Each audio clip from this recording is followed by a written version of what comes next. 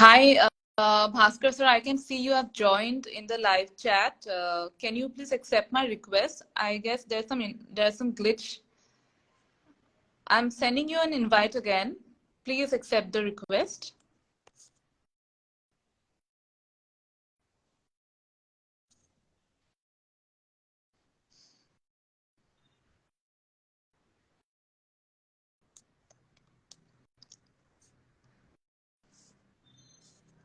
It says you're unable to join. Can we do one thing? Can you start a live session and then you can add me, in this live session? Can you do that? If you can you please comment on the live chat?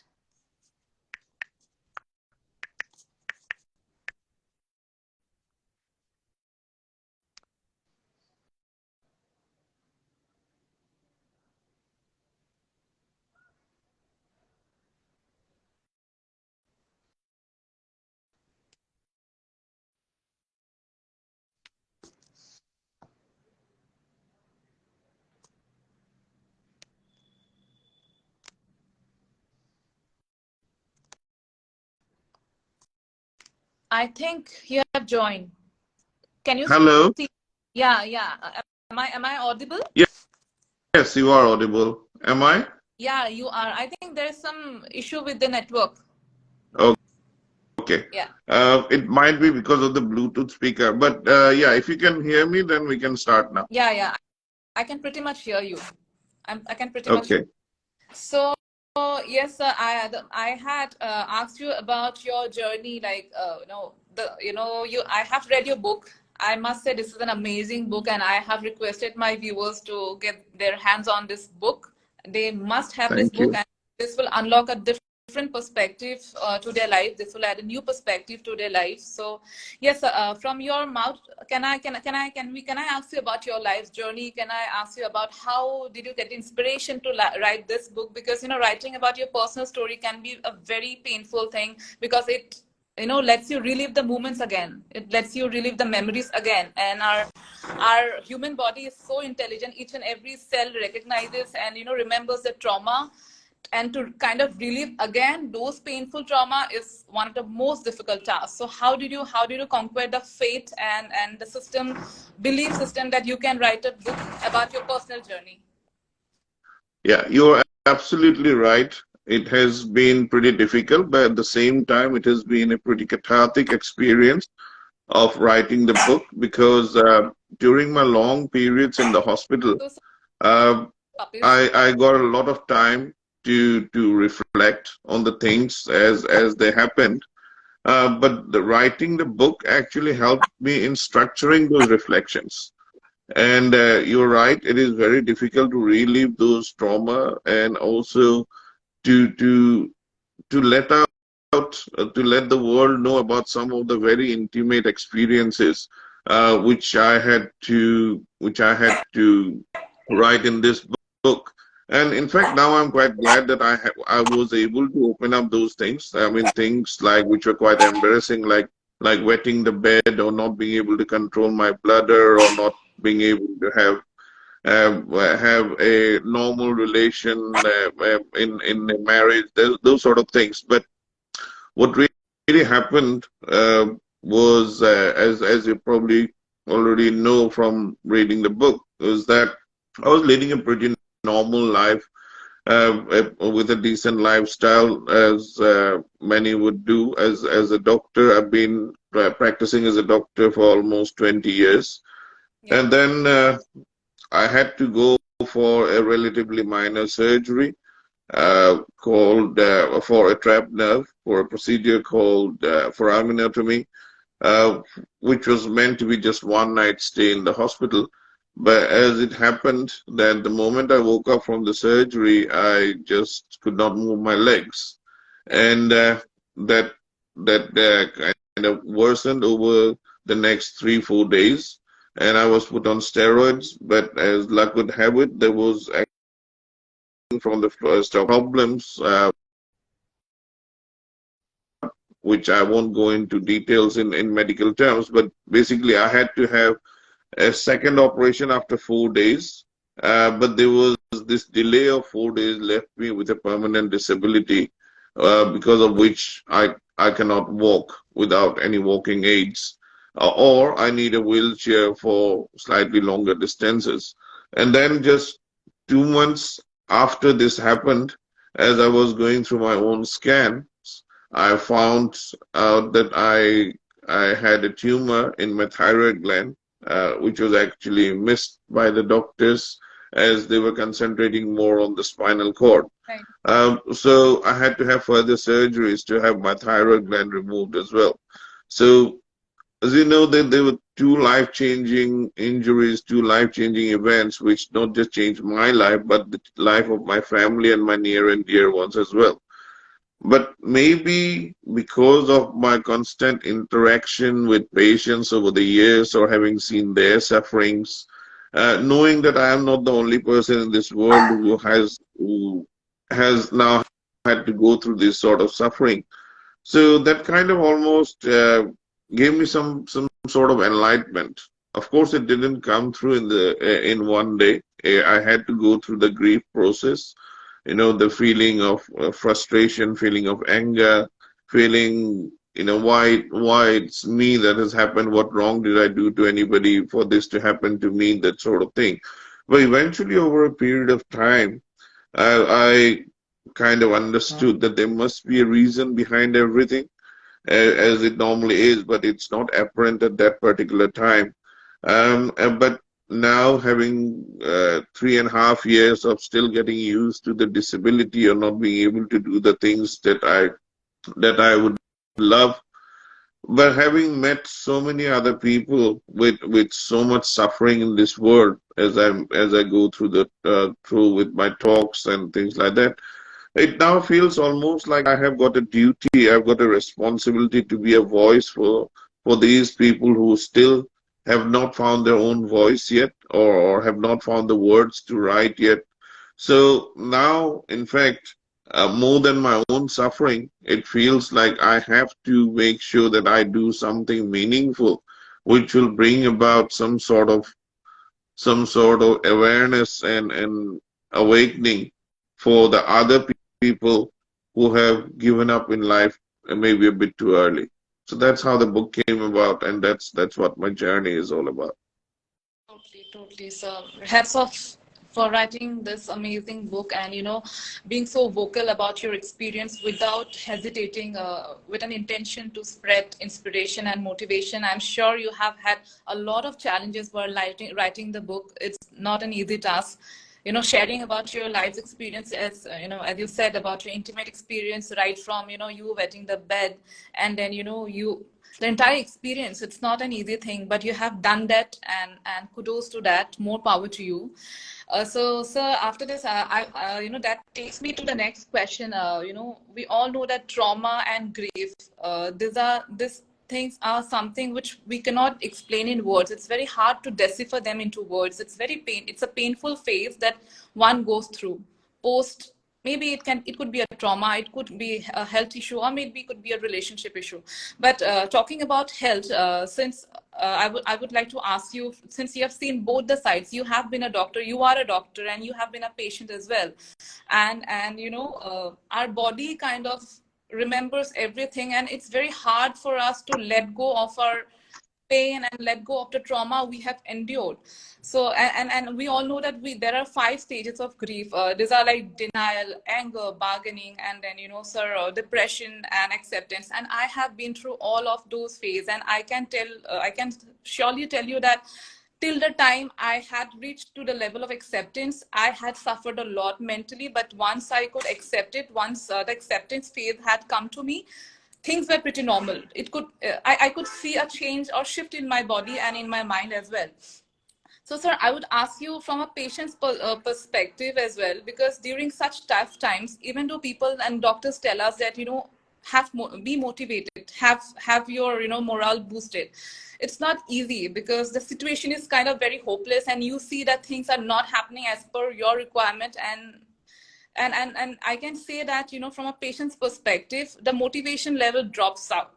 And yes, so in such a hopeless situation like this, how can a patient help doctors and himself to, how can a patient contributes towards his healing journey? Because it's not easy to be motivated during a phase when you're bedridden and when you know that you might be dying in a couple of days. How to help your body, your soul to recover and to bounce back to life? Sure. That's a very, very important question, and I'm glad you brought this up. The answer is not a straight one. There are several aspects to it. I can only tell you about how I try to cope with Yeah. it, and I'm not a very wise person to actually give you a prescription. But there are certain things which I think can help someone. The first and foremost thing is to be honest about it. We talk a lot about positivity, we talk a lot about being a warrior, but it's not possible to True. be strong and focused every single day. So True. there will be days where you feel very depressed, very down, very frustrated. But there's nothing wrong in accepting that not every day can be the same. Yeah. I'll just give you an example. Today, um, I left my daughters in the school, my wife in the station to go to work. Yeah. Then I've been sitting here all alone. So there are days where it's very dark and you feel completely useless. So, but at the same time, something will happen which will say, for example, now this interview. So this is something which adds some meaning to the day, to the life, and that peps me up. It is important that when you are down, you don't remain down. You try and do something actively to prop yourself up in whatever way possible. So that's number one. Secondly, you mentioned about the acceptance. So acceptance is probably the most important of all the steps towards your healing. So we all go through these different stages for different people. The duration of each stage may be different, but each of the stages has got its own reason as well, including denial. So denial is a very useful short-term strategy, but it won't last for too True. long. Yeah. So it also depends on the perspective. You see, we talk about placebo therapy. We talk about nocebo therapy, right? So placebo is like when somebody, even if somebody has got the faith, then even giving a glucose water Mm. medicine might work wonderful Yeah. for somebody True. because they just think that yes, they are getting the treatment. And in fact, all the randomized drug trials try actually that. They give the actual medicine to a group of people and they give no medicine, just glucose powder or something like that to the other how what difference it makes. Correct. Similarly, so if we believe, you can see that some people actually become very strong if they get a very strong diagnosis, a very difficult diagnosis. Other people just give up. So if the brain goes into that spiral that nothing can be better, Yeah. I cannot ever be well, Yeah. that Yeah. is what is nocebo therapy, Yeah. and then nothing works, right? Hmm. So at the same time, if we have the faith, whether it is faith in the Almighty, whether it is faith in yourself, whether it is faith in the Yeah. doctor. There is also a concept called the doctor as a drug. Yeah. You see, if you as a patient go to a particular doctor, you might feel that this doctor is so well spoken, the bedside manners are so nice that you seem to feel better already. On the other hand, you might find someone that you had gone and they had just rushed out you out of the room by just giving you a prescription, and you feel just shortchanged. So I've always tried to be that doctor who can be the drug itself, and fortunately, I have always had that rapport with my patients or my ex-patients now, Yeah. who always felt like when they had come in to see me, they have gone back with something useful, and Correct. most of the time it was without a prescription. So so it's our duty as doctors to actually be the drug, or to bring about that faith from the patient that they can get better. Or if they don't get better, at least they can be So comfortable. Because it is very important for a doctor to be very honest and to not give false hope to the patient or to the person therefore make up huge bills. Actually having a dire diagnosis, it is important to give them the diagnosis, but in the best possible way so that we don't break their heart. People die from a broken heart True. than from a diagnosis, Complete. right? So that is very, very important. So I think being honest, being being able to accept that it is going to be a marathon, it's not a 100-meter sprint, Yeah. and being able to have some sort of faith. So that is what is most important. So and knowing the dumb purpose to your life, you can still make something out of it. Whether it is going to be just 1 month of your life left, whether it's going to be 10 years of your life left, it is not the length. It is the importance of how and what you're going to do within that period of time that adds sense, that makes your life meaningful. Completely true. Very well said, sir. Well said. So this takes me again to the next question that I have. In the West, PTSD is treated as a very serious illness. However, in our country, the scenario is quite opposite. As I have been a patient myself, I can tell you from my experience that when I was complaining, my doctors, my family members, that okay, health is something my doctors will take care of, but I'm not able to control my mind. The host of emotions that was always rising up, and the ocean of pain that I was undergoing. There was a time when I started seeing things as black and white. I forgot what is red. I forgot what is yellow. I forgot what is blue.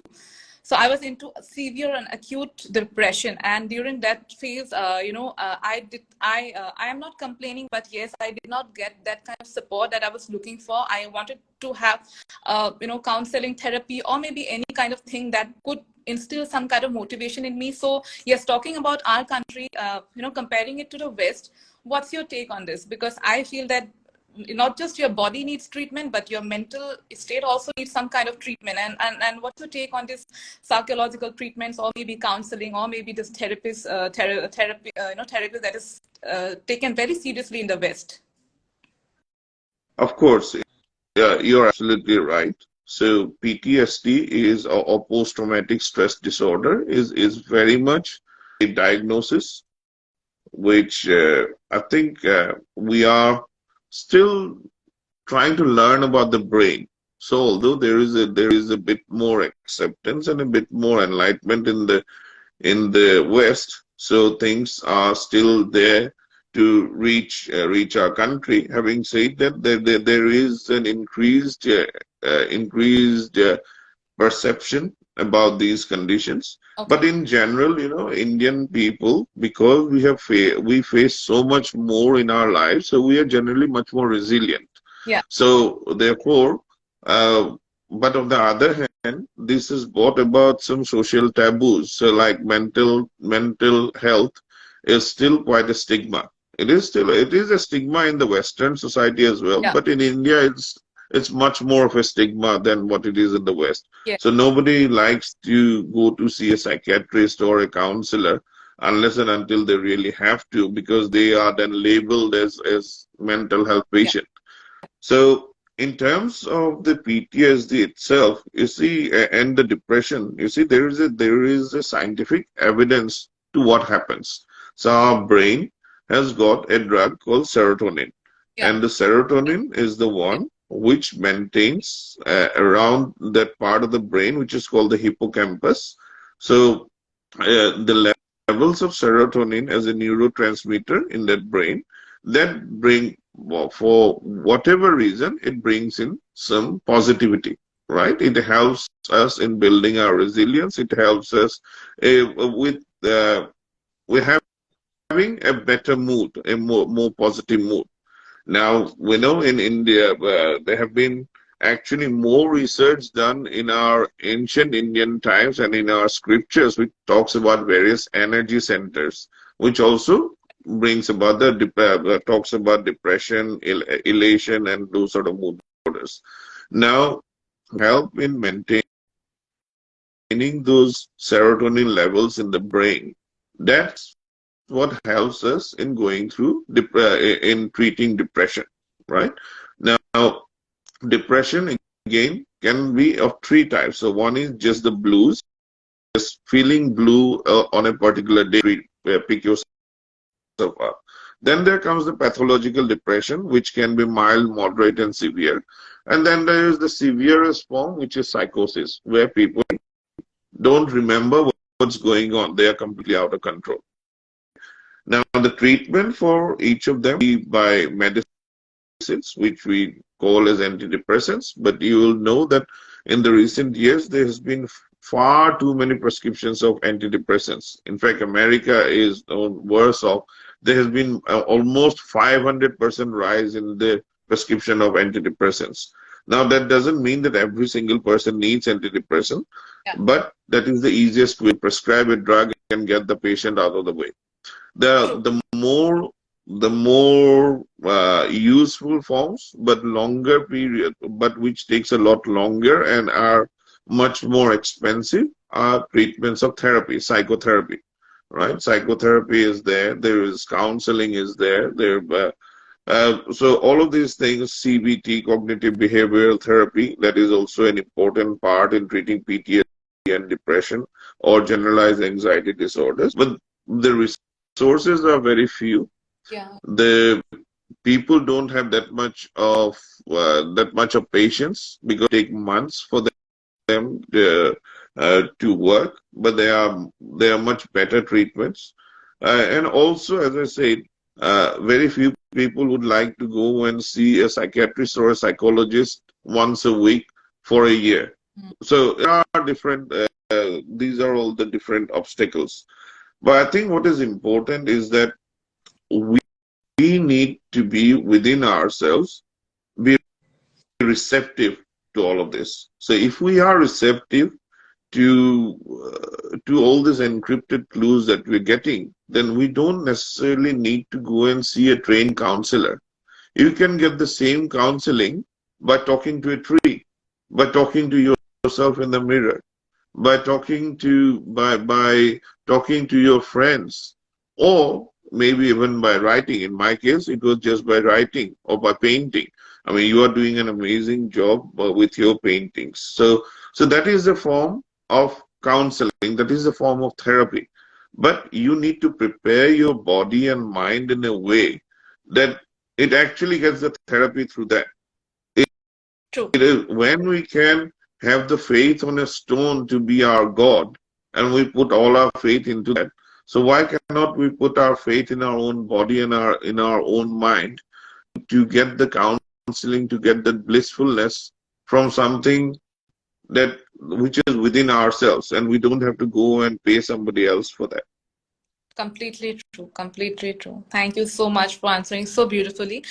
So, Bhaskar sir, after the health episode that I have gone through, I have had a shift in my thought process. Like now, I feel that what is life if there is no scar? What is life if we did not have any kind of experience? What is life if it's so perfect? So I strongly believe that sickness makes us resilient, and I'm very sure your phase has enhanced your resilience power. And so, sir, would you like to share us on the differences, or maybe on the changes you have observed in yourself post your health episodes? Like there are changes, I'm very sure. So from a mental state and physical state is all upon the God, but mental state, how you have what are the changes you have observed in yourself as a person, how you have evolved as a person? Sure.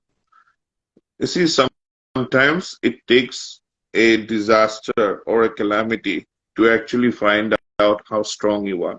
Okay. Correct. Again, it may not happen overnight, but gone through things like certain things which do not kill you, they make you stronger, as the saying goes, right? So when we have gone through certain experiences in life, then you tend to go through an evolution, whether you call it as an emotional evolution or a spiritual evolution. I don't know, but you go through some certain changes that some small things don't matter anymore. Yes. So in my case, now a title behind, I'm working for a charity now. it doesn't matter whether I am the general secretary or the president or something else. I'm just happy to be a foot soldier. Previously, maybe it would have mattered because that's where the ego comes in. See, our biggest enemy, I feel, is our ego. So if we can give up the ego in the best possible way and can be like water, which can take any shape and form and still give you life, but at times it can take away life as well. So it is so strong that it can erode the toughest stone, the toughest rock in its way over a period of time. But it is also the one that gives you life. So if we can have that, if we can make ourselves into that form, that is our best evolution.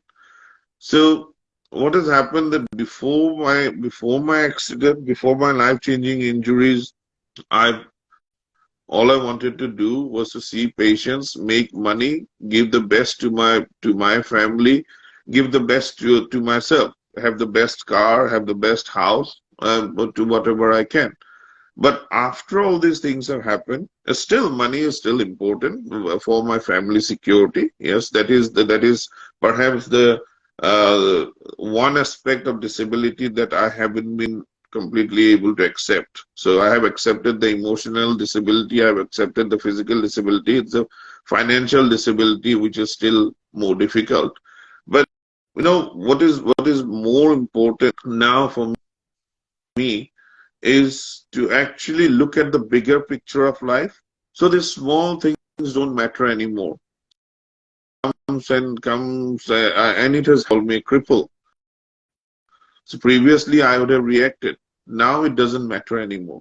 There is one guy who has been after me for quite a while who keeps writing nasty things.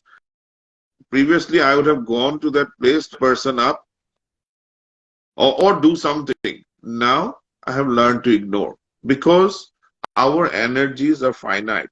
Yeah, we don't have an infinite amount of energy. So it is important that we are able to focus our energies and our limited time onto things that matter.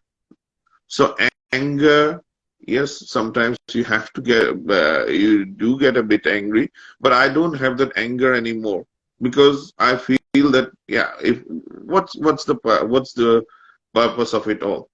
So those sort of emotional evolution has happened. I think financially I'm a lot poorer, but I think emotionally and spiritually I'm a lot richer by these life experiences because I now know what matters most. It is not actually money. Money is just a byproduct. I have earned a lot of money. I have reached the top of the hill. I have been kicked off the hill, and now I'm trying to go up the hill, but in a much more wiser way. So, and I think knowing that you have gone through a difficult stage as well, and so has many others. So I know you have probably gone through the same sort of evolution as well. And it is also important to know that we are not the only one Yes. going through these troubles. Yes. For some people, it's obvious. For others, it's not that obvious. You cannot just see it. Just because somebody has got a smiley face doesn't mean that they are the happiest people in the world. So, in fact, in the clown is probably the saddest he can make everyone smile. So we need to be that clown. It is our ego that stops us from being that clown because you are worried that somebody will laugh at us. But I feel if somebody is laughing at us, then it's actually a good thing. I'm able to make that person laugh. So you might as well join that person and laugh at yourself. That's what I'm trying to do. Wow. Lovely, lovely. A great evolution has happened there. I can totally resonate with you, sir. So, yes, sir. Then coming back to your book, The Second Chance in Life, this book has been recognized as one of the most motivating, inspirational books in a couple of platforms. So, how do you feel about it? Because I know you don't need any title, you don't need any kind of, merit for this. But yes, yeah, your book has successfully reached out to the sections of the society, and I'm sure it is doing its own wonders by instilling inspiration in people's lives. So how do you feel about it? What do you feel about that? feels amazing. Actually, it has given me a new leash of life. In a way, it has given me a new identity. When I wrote the book, I had some sort of feeling that I mean, some people will read it.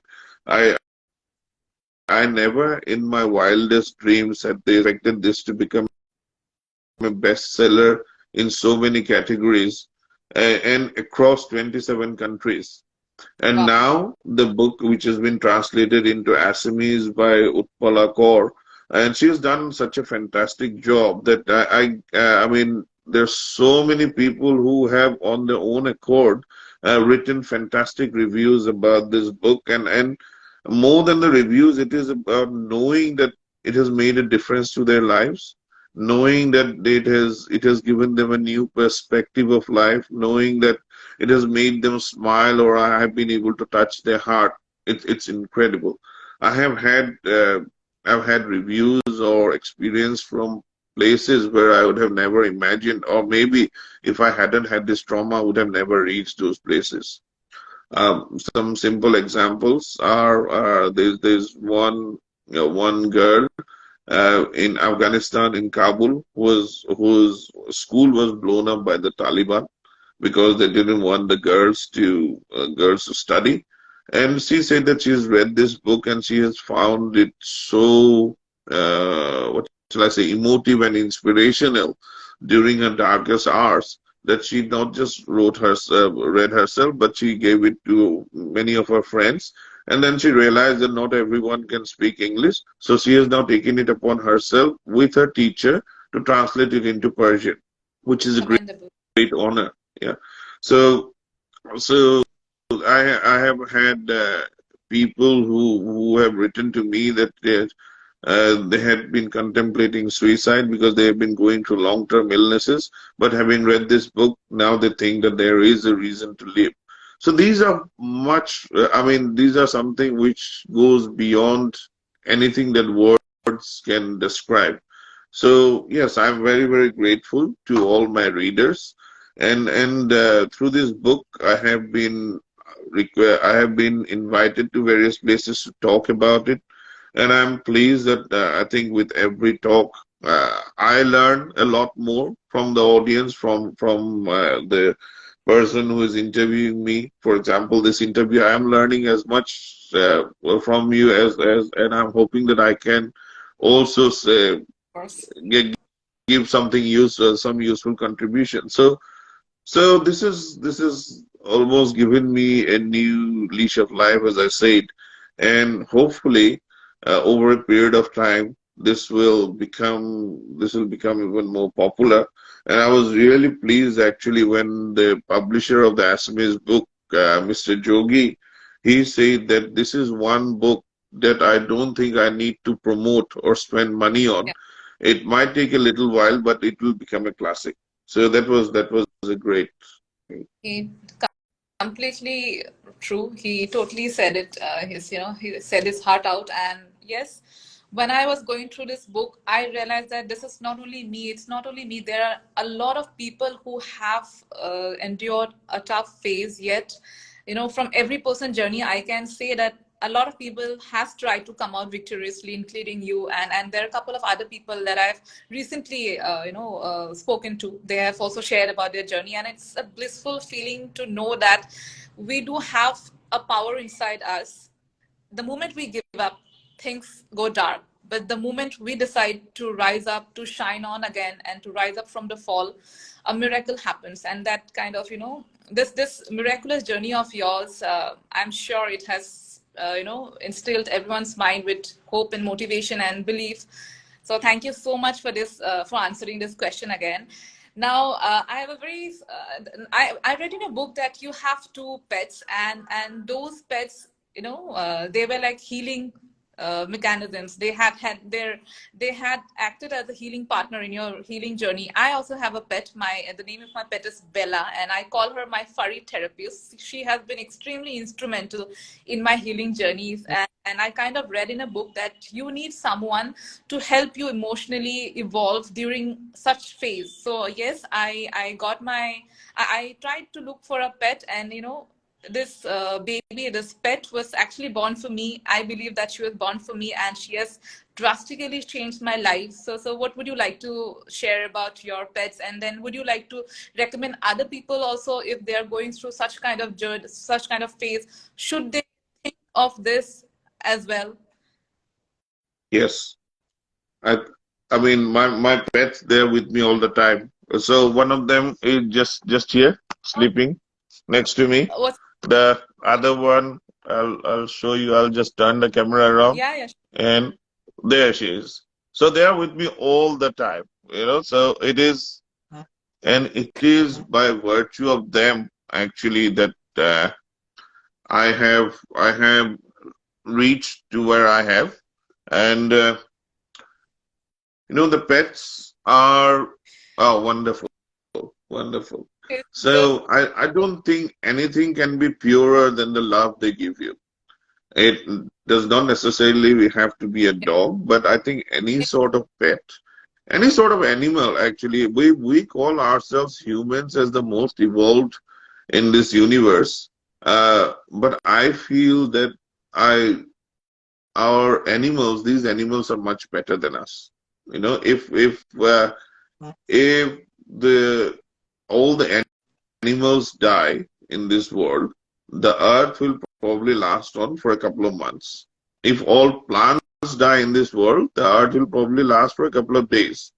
But if all humans die in this planet, then the earth will shine forever.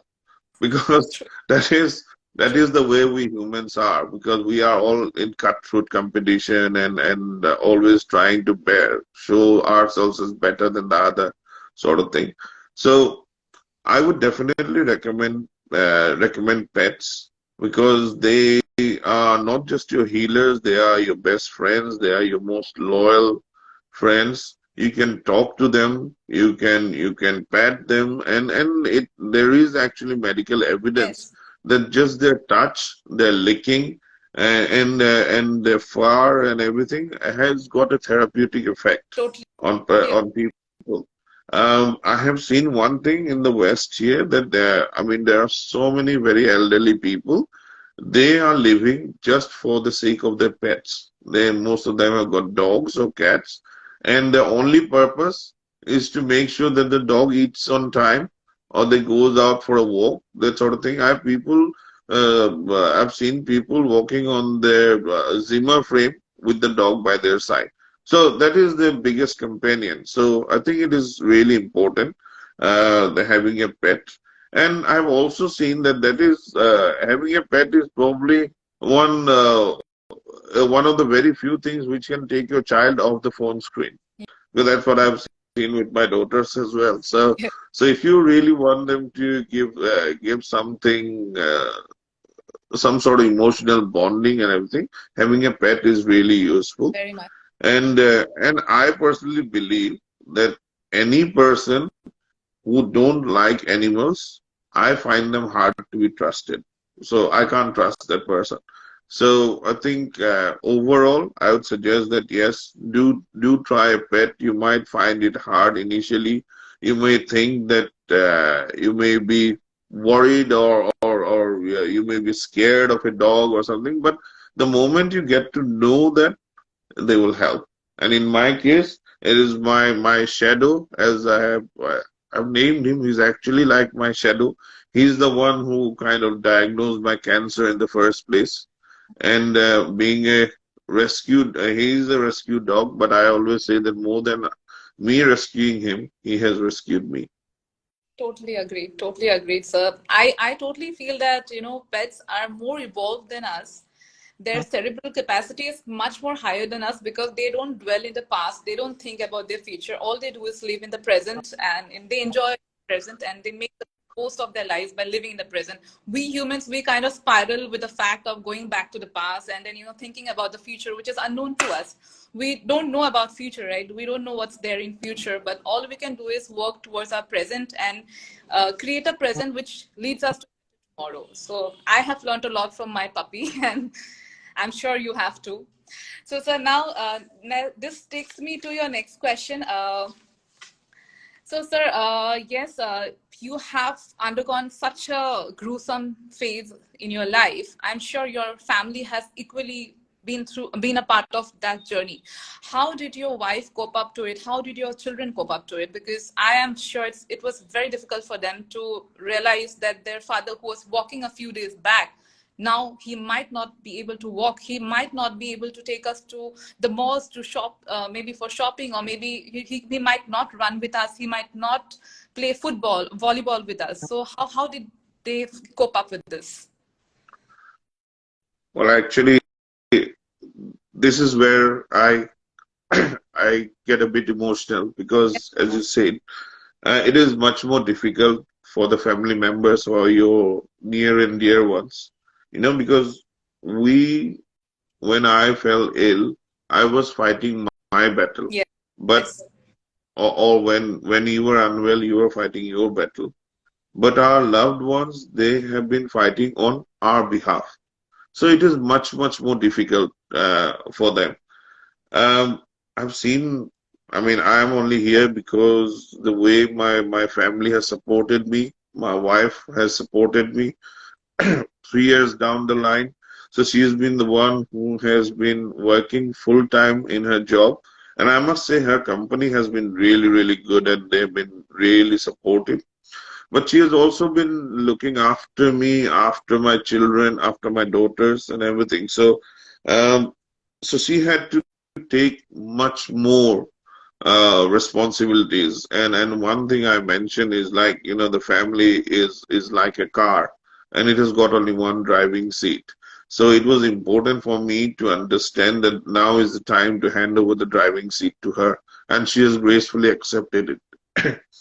And it is difficult for them. It can make them irritable at times. It can make them desperate, feeling desperate at times. So it is for us to understand that they are going through a difficult time as much as we are. With adults, I'm talking about my wife or your life partner. It is a bit easier. For children, it's much more difficult because it's much more unpredictable.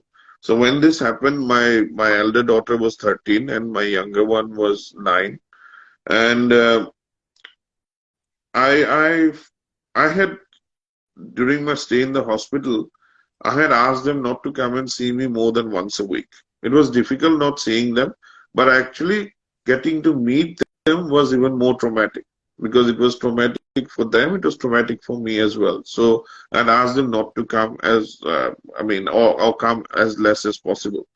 And then when they came, I initially, I kind of noticed that they didn't want to be in the room. So one way or another, they would like to be outside the room, either on the pretext of checking their phone or to go and get a chocolate or whatever. It took me a long, and I was quite frustrated. In fact, I used to tell my wife, Millie, that they have come to see me after such a long time and still they don't want to talk to me. But later on, I realized that actually it was very difficult for them to see me in that state. See me on the being on the bed, trying to get up with the help of others, somebody trying to get me to the toilet, those sort of things, because they just could not imagine their father to be like that. And as you said, then it's difficult for them to understand that while their friends, parents and fathers and all could go around and kick the football or go cycling and go swimming, why can't their father do that? So especially with my younger one, she just why do you need the stick? Why do you have to be on the wheelchair? Why can't you just walk? So that sort of thing. So because I know that it is actually very painful for them. So so that is the so we have to understand um, from their point of view, from their perspective, as to what we can do to make it better. At the same time, I would also say that had it not been for them, then probably I would have given up. There was a time when I remember when I was on the road on the motorway, and I just felt like just crashing onto the next car. and this is real. And but just when I was almost going to do it, actually, but it was the sight of my younger one, Nikita, who just flashed at that point, and that suddenly I just felt so stupid. I mean, how can I be such a coward and just give up and leave them in this state? So, and that was one of the things which I think helped me in coming out of all this, and make me realize that I just can't hang up my boots. I have to be there for them. I have to be still the best father I can be, or the best husband I can be. I think there's a lot to do before reaching there. But it was just about understanding that if they behave a bit awkwardly with you, it is not because they don't love you or they Yes. don't care for you. It is just their way. And we Yes. also need to understand that the new generation or our children generation is different. They are not the same in terms of expressing their emotions. I now have my daughters who send me emojis of hearts or even say like, I love you, dad, but they can't say that face to face to you. Yeah, so we have to understand that as well. So so overall, I think I always say that families and friends, and I mean the real friends, are the closest thing that you can get to know in flesh and blood to God. God is something we believe in, we haven't seen, but your closest family and friends are the ones who are as good as God, and they are the ones who keep you going on. Totally true. Totally true. I have also, since I've been in that journey, I can also vouch that family and your friends. There are friends who prayed for me all night, all day, and those love, that I received from them, that kept me going, and it gives me immense pride to share with you, sir, that uh, you have converted your disability into ability to live your life to the fullest. Had it been before this health episode, maybe you had a different perspective about life. Now you are grateful for small things. You see miracle in small things, and that's a great evolution that has happened. And sir, same thing goes for me. I have also experienced that. So yes, sir.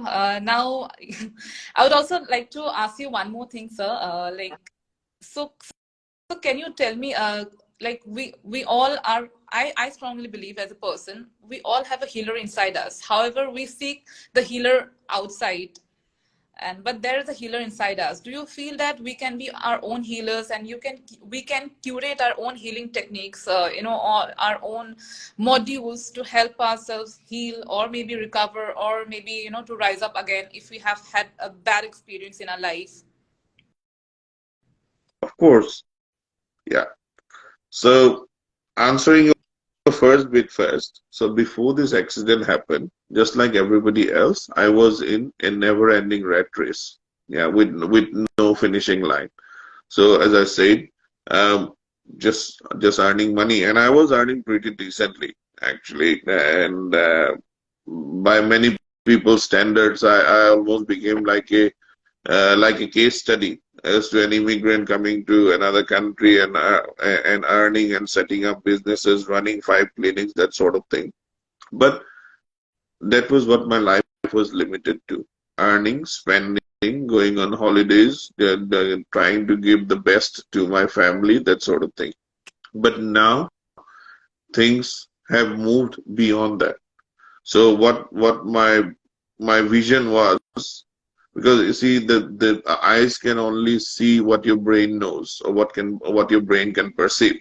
So I think my wavelength has increased, my focal length has increased, so I can see things beyond what I used to see before.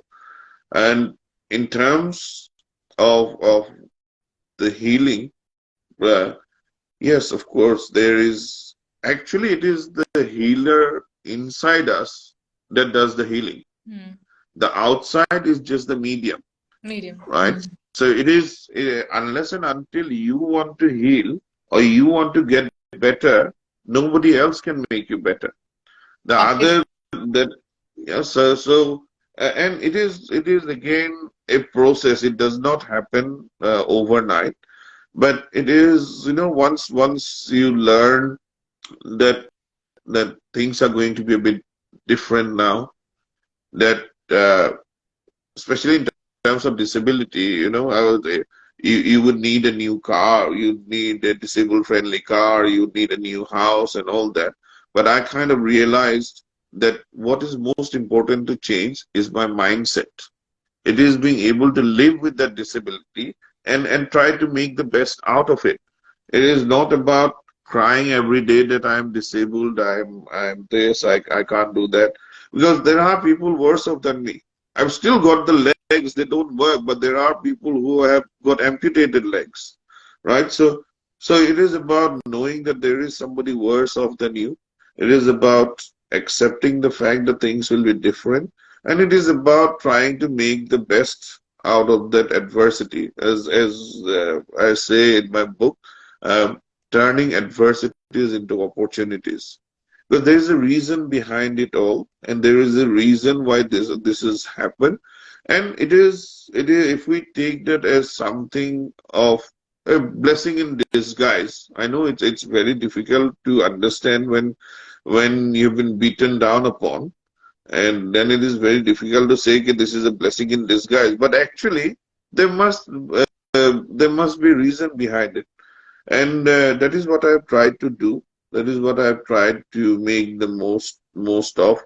And in the process, if I can heal a few other people along with healing myself, then that's an added thing, right? So because we all fight for ourselves, that is just the struggle of existence in Darwin's words. But only a few blessed few get the privilege to fight for others. So if I can do that, that will be that's something which will add meaning to my life.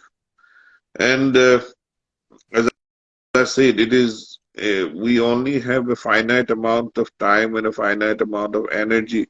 So it is up to us on how we use that.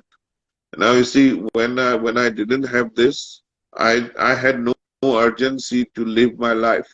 Now my doctors have told me that this is probably the best I will get, and as I get a bit older, things will get worse. So they have given me 6 to 7 years at the most to be able to walk, even with walking aids. After that, I'm being told that I will be completely confined to a wheelchair, and I'll most likely need a long-term catheter as well. Now that news, when my lawyer called me, he was devastated with this news, and he had a build-up of 15 minutes before trying to prep me up before he broke the news. But to me, for whatever reason, it has now come up as something which makes it even more urgent for me to live life, to tick off the things on my bucket list. Now I know I have got to complete my travels, or at least do most of my travels within the next 5 years. And afterwards, even if I am on a wheelchair, that's not the end of the world. There will be other ways to travel. I recently went to Saudi Arabia, and my best friend, one of my best friends, he was there, and he was so happy just to have the privilege of pushing me in the wheelchair. So there will be a, a solution to something. But I feel that this journey of cancer and the disability and all that has taught me how to live better. Totally. Totally. It gives me immense joy as well as pride to know the fact that you were not enslaved by the adversities life had thrown onto you, but you have converted those adversities into such beautiful lessons of life, and you're spreading that as a voice to the ones who actually needs to hear these messages. Thank you so much, Bhaskar sir. So sir, Thank yes, so I would like to ask you a couple of questions. Hope I'm not taking much of your time. That's okay. I have two, three Yeah, more. yeah. No, carry on, carry on. So, sir, our current generation, including me, everyone, not current generation, I would say the entire human civilization now in this phase, we kind of give up very easily. And you have tried to summarize into your book by saying that even if something hits us, we have to bounce back to life again. But there are people for whom bouncing back to life could be difficult, and it could be difficult for them to to not give up. Giving up is the easiest solution. What would you like to share them? What would you like to share them, so that they can also realize that giving up is not the solution? You see, everybody's story is different. Yes. Everybody's battles are different. But the truth is, we all have to fight our own battle. Yes. Even as parents, we can't fight the battle for our children. Or as children, we can't find the battle for our parents. So they all have to fight their own battles. The battles are different. The fighting is the same. The principles are the same, right? So there is no one size fit all kind of solution. And I don't want to just sermonize or preach. You can't. You should not give up. That you you cannot just escape, because giving up is a form of escapism, right? Yes. So it is important to be honest, as I said right at the beginning, because and it is also important that we understand that it is going to be a long battle, right? So you see, we all think that our problem is the worst problem, Unless we whether see. it is, yeah, whether it is the girlfriend ditching you, or your boyfriend dumping you, or whether it is not getting the scores in the exams, or not getting the best job, or somebody telling you off for something. So those are things which kind of make you feel that you have the worst luck in the world. Yeah. But there are so many things that can go worse.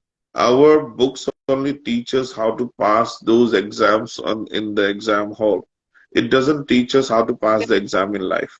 Real Yeah, life. so that has to come from life lessons. And you can, I mean, there is a saying which is, cowards die many times before their death. Valiants die only once, right? So it is about trying not to be that coward, or it's about trying to be that person who should not die before the death comes. And if death comes, let us embrace it, because it can be another adventure. We don't know what happens on the other side. It might be a much better journey than being on this earth.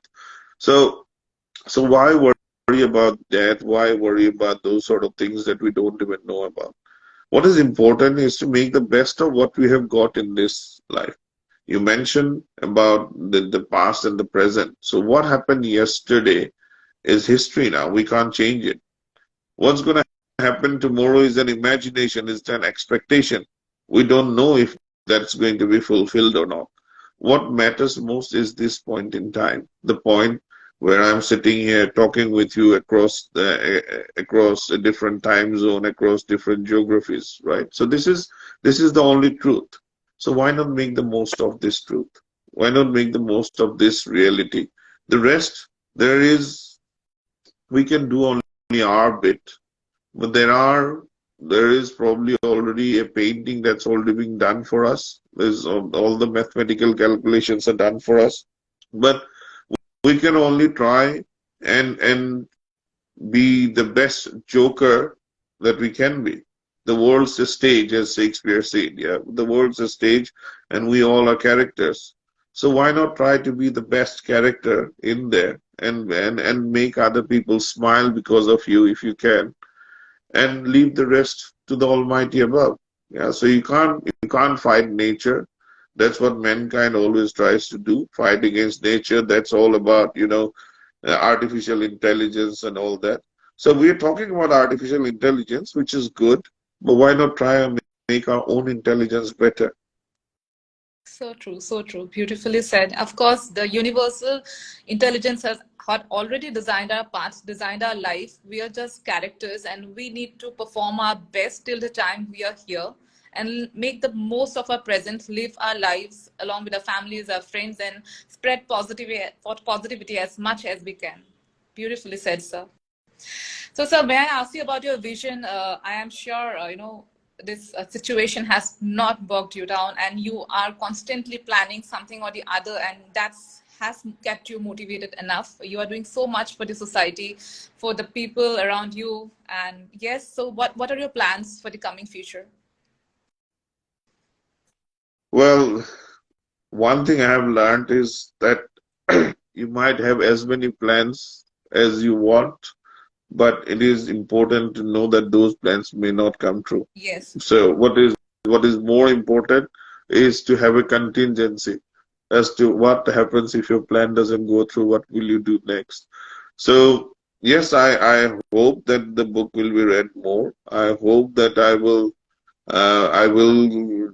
get invited or make a career as a speaker, and slowly things are going that way.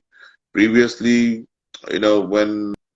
when I was in my darkest place, it felt like I was like wearing broken spectacles and going through a hazy forest, not knowing where I'll be stumbling. Now the path seems slightly clearer. But my one and only thing is to try and do the best for my family, give my children a head start in their life so that they could do their best. Give my dad has passed away, but my mom the most comfortable last few years of her life, and mainly the best I can do. Or at least I always try to make her as independent as possible and my children as independent as possible as well, so that they don't have to miss me when I'm not here.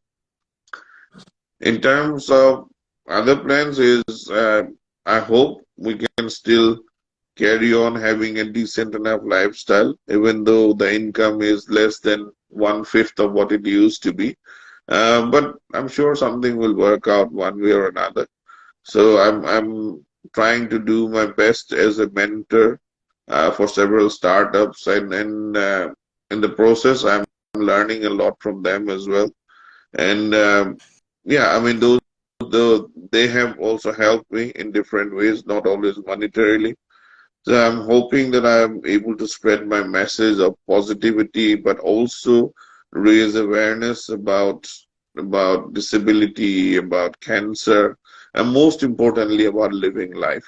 So if I can fulfill all of that, then I think yeah, my mission and vision will be done. As of now, I'm concentrating a lot on the new educational startup that I've started in Assam called Aspire Academy. I've got a very good team there, and so that's my one of my vision or my purpose in life is to spread education to the poorest child in at least in Assam and Northeast India, if not further outside. So I'm putting all my efforts into that. Hopefully, we'll do something. Lovely, lovely, sir. Thank you so much. Yes, of course. So I would like to request our viewers to have this book. I can vouch upon this book. This book is about Dr. Bhaskar Borwa's real life experiences and how he has come out of it. And this book is a harbinger of spreading positivity, hope, and it's going to motivate everyone like it has motivated me so much. So thank you so much, Bhaskar sir, for taking out time and doing this live session. I am very much sure that this live session is going to help a lot of people unplug the different side of their thought process, and this will help them understand that if something bad happens to us, it does not mean it's the end. We can still bounce back to life, and we have no clue on what's there on future, but all we have to do is live in the present and make the most of it. Thank you so much, Bhaskar sir, for writing this book. This is going to be an instrumental book Thank you. in people's healing journey, and I pray from the bottom of my heart that this book reaches the entire globe, and I'm sure it's going to. Thank you. Thank you. So for anyone who wants to read the book in Assamese, it is already in the market. It's called Jivanor Ditya Fuzu, Yes. and it's been translated by Pola Kaur. So it is there. And thank you so much for your wishes. I will be very, very glad if anybody who has been a part of this conversation and or anybody who will be watching this in the future, if I can touch their heart and if we can give spread some sort of positivity. And yes, it is very, very important to make sure that we keep a sight of the future, but we live in the present Yes. at the same time. While living in the present, not forget that anything may happen in the future, and try and prepare yourself for that. The last couple of things I would like to say is that always listen to your gut instinct, Yes. because it is something which we have been gifted with. Yes. But the more we learn, the more degrees we have, we seem to lose that instinct. So Yes. if we listen to our gut instinct, 9 times out of 10, it will lead us to the right path. There are miracles that happen every single day. We just have to be receptive enough to have these miracles. God, or whatever you say, the Almighty above, uh, they they give us clues, but these clues come in encrypted. So we have to do a little bit of work in decrypting those clues and try and be as good as possible to everyone you can. Uh, Try not to be judgmental, because you don't know what that person is going through.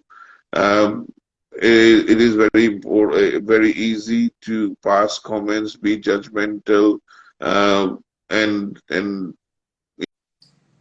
make opinions about others, but try and be in their shoes if you can, because you don't know what that person is facing or what they are struggling with. So that gives us a lot of insight.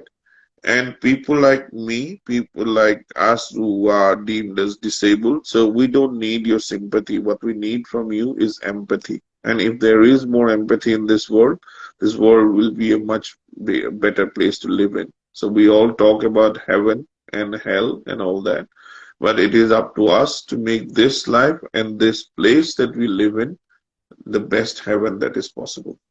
So Exactly. thank you very much for this conversation. I hope people and most importantly you have found it useful, Very and look forward to talking again.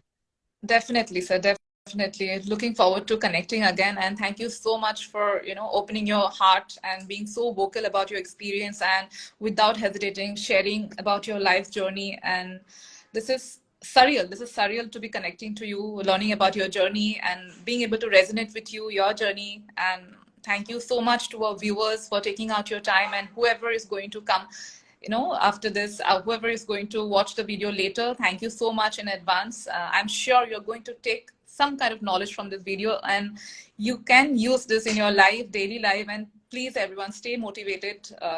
Life is a beautiful journey. It's a beautiful journey. We all need to spend every single day of our lives with utter faith, belief, and happiness. And yes, the difficult times can come anytime, and yes, there will be days when you'll be down, will be low, but yes, you need to know how to lift yourself up again, because you are your best healer. Thank you so Yes, much, sir. absolutely. Yeah. So life needs to be big, not long. Yes.